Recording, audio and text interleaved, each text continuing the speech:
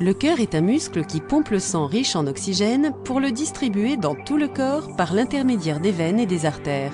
Ce que nous appelons communément tension artérielle correspond en réalité à la mesure prise lorsque le ventricule gauche du cœur se contracte et que le sang est projeté vers les artères.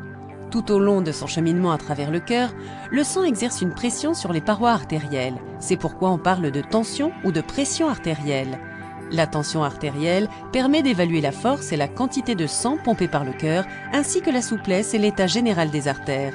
La tension artérielle se compose de deux éléments. La pression systolique, qui est enregistrée lorsque la tension artérielle est à son maximum au cours de la contraction du ventricule gauche, et la pression diastolique, qui est mesurée lorsque la tension sanguine est à son minimum lorsque le cœur est au repos entre deux battements.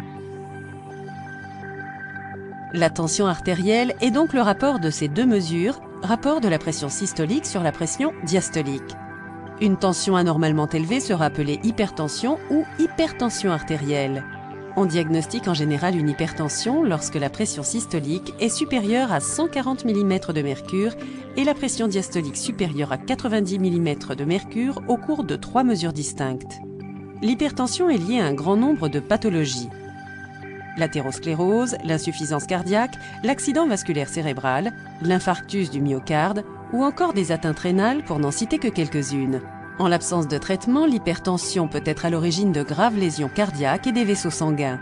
L'aspect positif des patients dits hypertendus est qu'ils peuvent généralement contrôler leur maladie grâce à des traitements spécifiques et à une amélioration de leur régime alimentaire et de leur mode de vie.